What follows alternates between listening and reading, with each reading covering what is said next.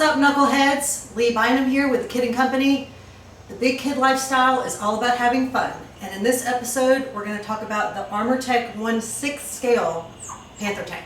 And I think the kid's even going to let me drive it around. I never said that. We'll see.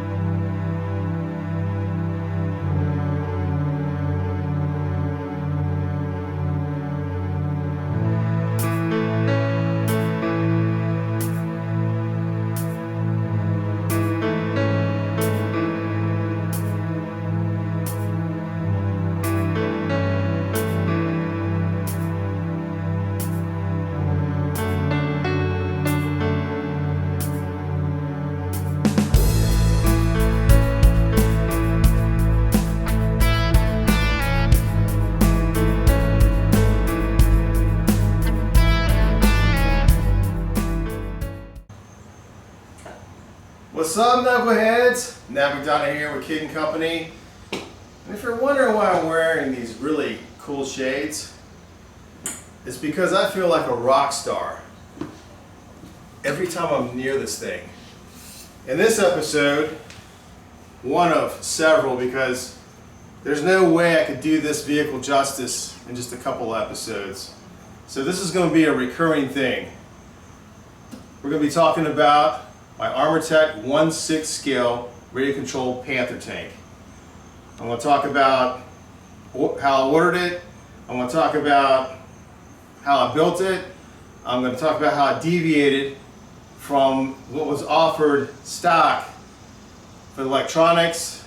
I'm going to talk about the batteries I chose to use.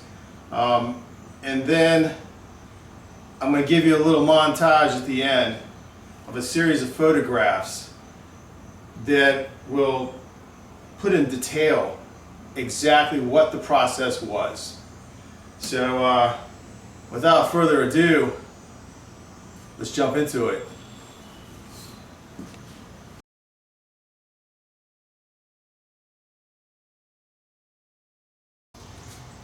I ordered this kit, believe it or not, in 2011. And in some photographs you'll see that date stamped onto the kit. So where did I order it from? Company in the UK called Armortek.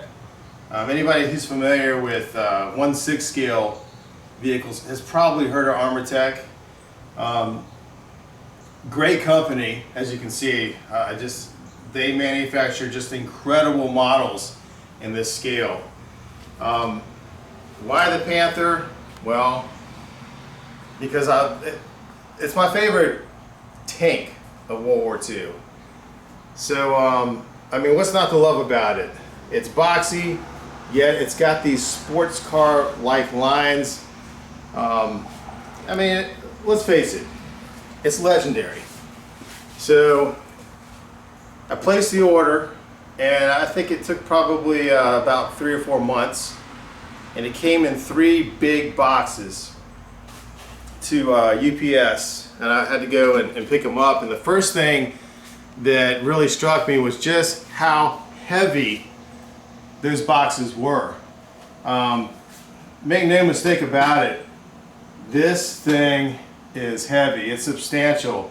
It's completely made of duraluminum, steel, there's brass parts in here. There's a couple of industrial 24-volt motors that move this thing along, and that's why you see it on this cart. I bought this cart. I'm sure a lot of people who've got models like this probably have a similar setup.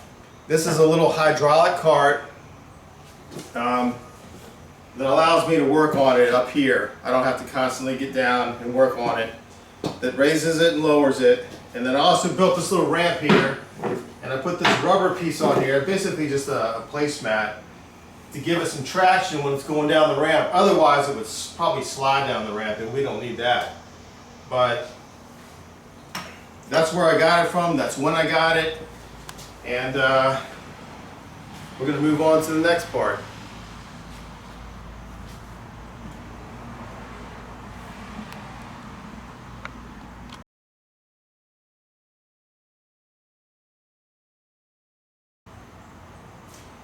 When I ordered the kit at the time, and I'm sure it's no different now if you ordered one of these kits from Armortek, you got options. If you just want a static build, like you would see sitting maybe in a museum, or just if you're going to actually place this thing on a shelf somewhere and never see it move, I could have ordered it that way. Then of course they offer what at the time, it may still be called it now, is a motion pack, which is exactly what it sounds. It animates the vehicle. So I specifically, because I like to do my own thing, especially when it comes to electronics, the ESC, choice of batteries, things of that nature. I didn't get their motion pack. I already had in my mind which ESCs I wanted, what kind of batteries I wanted to try to put in this thing. And so I kind of asked for a special custom order. I said I want the drive motors to move the vehicle, and I also want the motors and gearboxes to animate the turret and the gun. And they were gracious and kind enough to pull those components out of the motion pack and send them to me. A lot of companies might have said, hey, if you're not going to use our motion pack or whatever the case may be, we're just not willing to do that. But the people that I dealt with were super cool the whole way, and they gave me just what I asked for.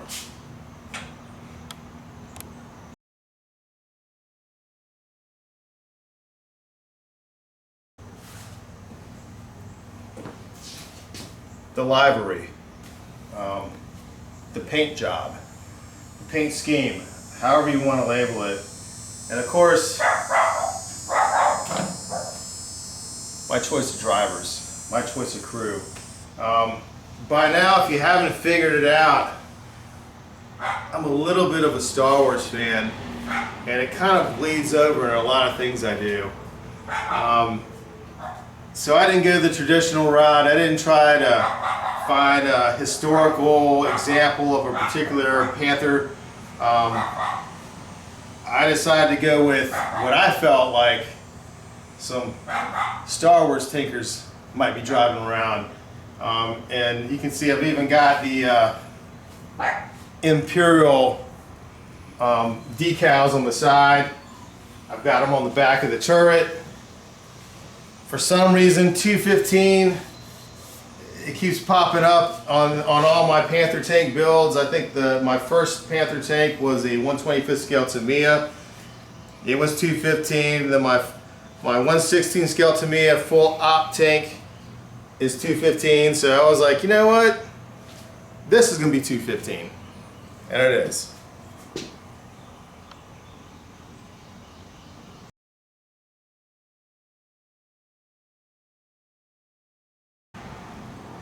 Alright, first, right off the bat, this top piece, it's loose, it can come off. So what you're seeing in here, there's the ESC for the turret and the elevation for the gun. You can see that gear there. There's a gearbox down there. That's the elevation. There's a motor over here that you can't see with the gear on it that turns the turret. Right here, there's my on and off switch. Turns the power on, kills the power. Over here, that's the ESC to move the tank.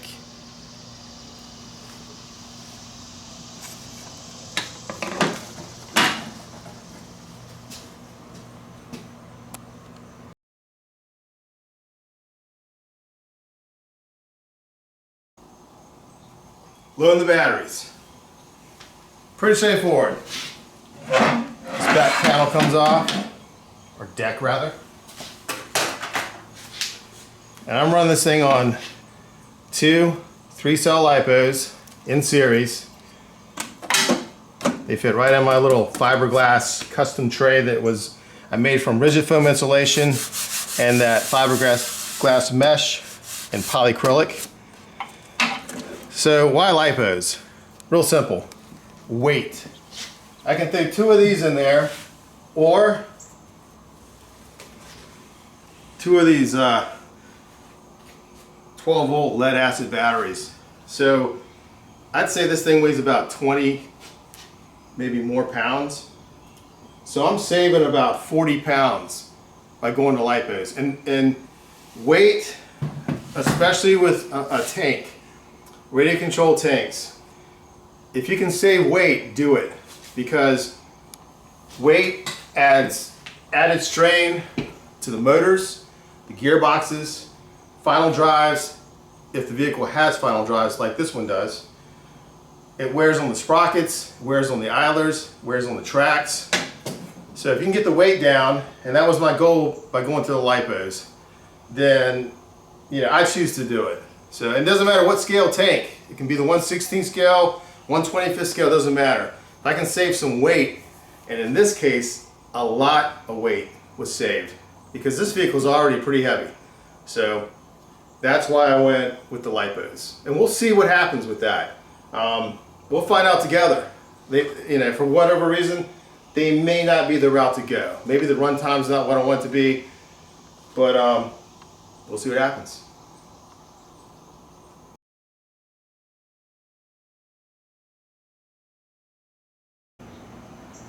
Ready to fire it up. Like with any radio controlled vehicle, whether it's on the ground, in the air, in the water, good practice, turn the radio on first. I've got it on because I don't want something that weighs 300 pounds or whatever this thing weighs doing what it wants to do. I've got the 2 lipos inserted, as you can see there. I'm going to reach in here to this switch.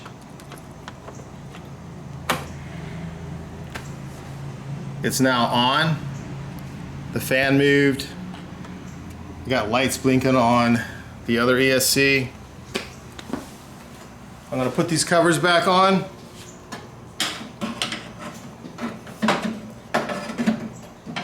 The rear deck, I should say.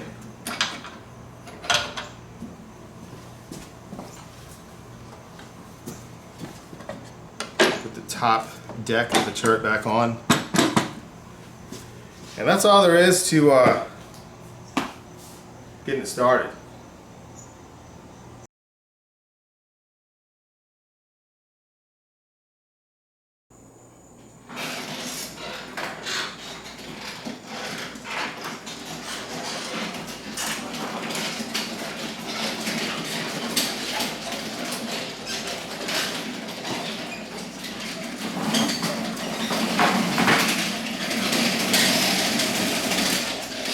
This thing's a beast! As you can see, I'm feeling that rock star energy. Whew. You gotta be careful with this thing.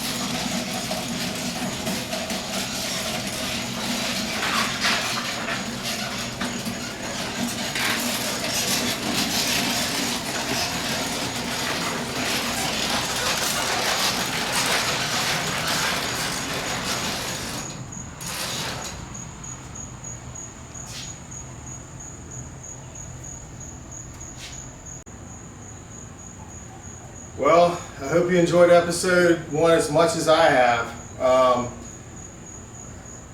I don't even have the words, to be honest with you.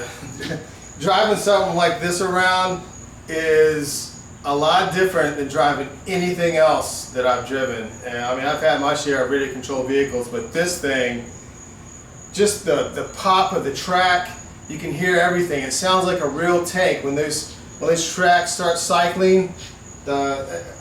It's crazy. And it kind of tore up my backyard, to be honest with you. I guess because of the weight, you know, a real tank will tear up a road and certainly tear up the earth. But wow, like I said, you feel like a rock star when you're driving this thing. So, having said that, I'm going to shut her down for now. But you definitely don't want to miss episode 2, because believe it or not, I want to see what this baby can really do. I'm going to take it to a motocross track, believe it or not, and we're going to see what this thing's made of for real. So I'm excited about that. My team's excited about it. We're all excited to see that. So until next time, keep living that big kid lifestyle and subscribe.